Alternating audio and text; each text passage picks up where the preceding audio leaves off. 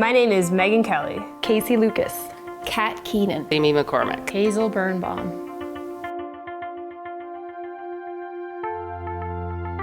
You know, it's funny because I'm kind of, whether it's my coaching or my ski school background, I'm kind of a perfectionist in that way. In nailing that perfect turn, it's so easy because you're doing it right is definitely what I love about skiing. It's a kind of a spiritual practice for me where I'm free to laugh, play, joke, fall, get up, try again.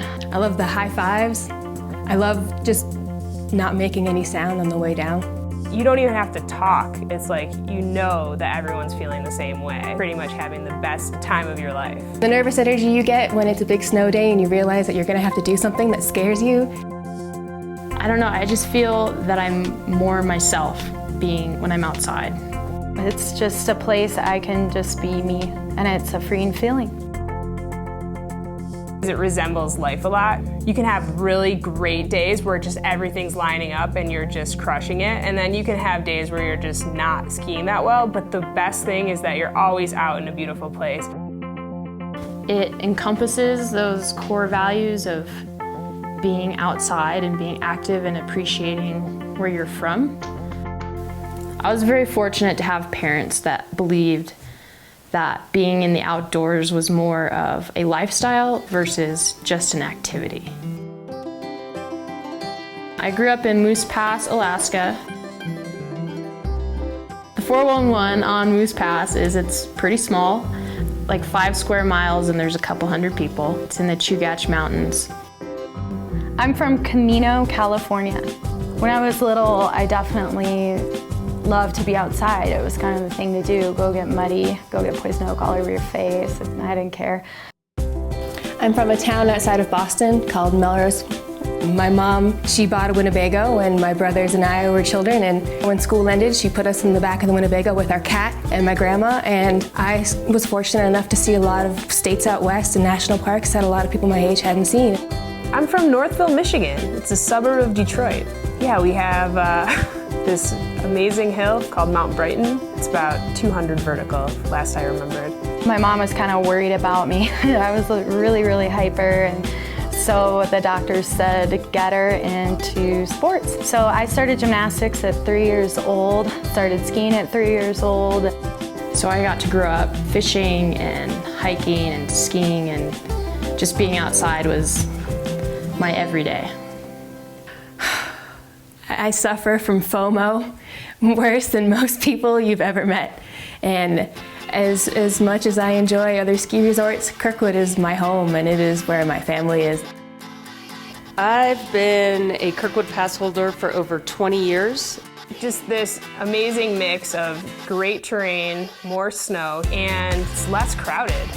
This is the place that shapes you as a skier or a rider. And There's something about that terrain that actually turns you into a ripping skier, and you kind of don't even realize it's happening.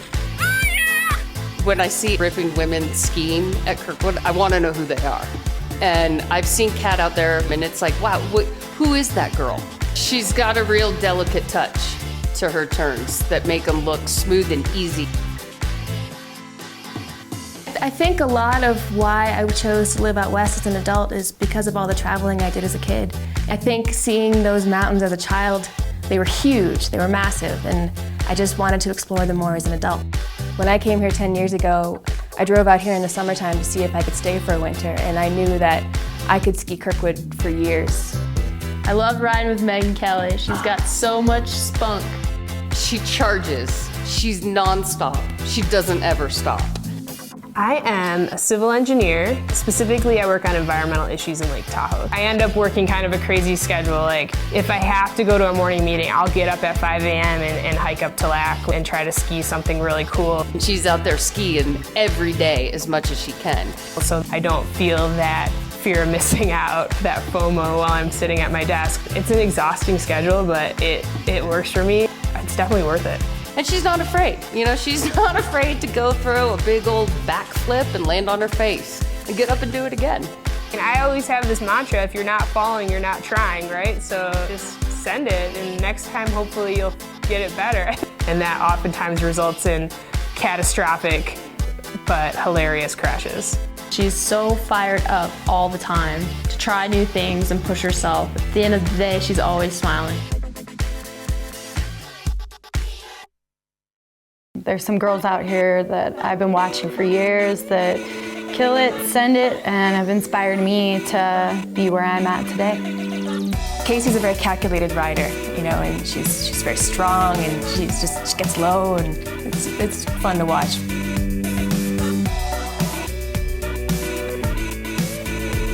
So I've known Casey Lucas for about 10 plus years. See where she is today is pretty inspirational. I think growing up as a competitor in gymnastics, and that kind of carried over into being a snowboarder. I think competition's a place where you can push yourself, get up early, train harder, something to look forward to.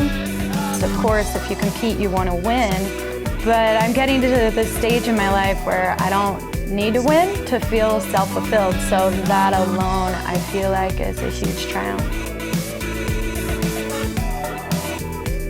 And she's got such a heart and a passion for it that there's no way she won't succeed.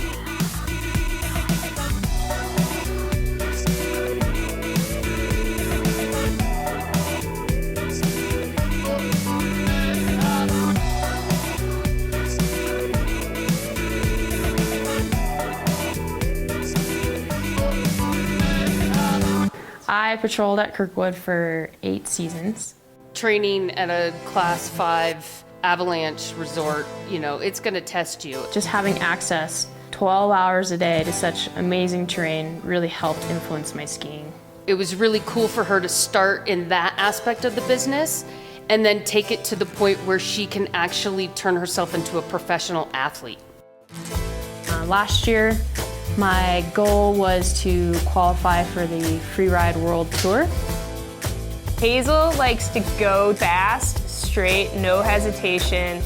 She's as aggressive as any male skier I've ever seen in my life. She's someone who will look over the edge once and just go. And she puts all of her might into what she's doing. It's pretty impressive. I won the Chilean Free Ski Qualifier and also the Sick Bird Award. That was awesome, but I came home and tore my meniscus. But I did compete in 2 events, and that pushed me through, and I was able to qualify for the World Tour. So all in all, a pretty good season. I feel that my values and my appreciation for being outside comes from my parents. Skiing ties into those core concepts and core values that my parents instilled in me at a young age. So it's just a way of experiencing the outdoors and being creative and using your body and kind of rolling it all up into a really awesome package.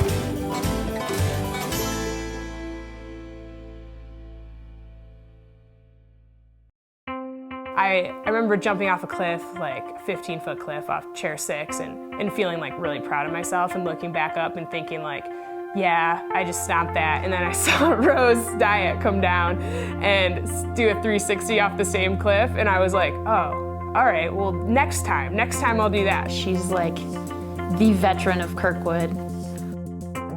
She's been out here since the beginning, kind of hanging with the boys, ripping around on a snowboard, sending Big Jim's cliff, you know, inspiring me.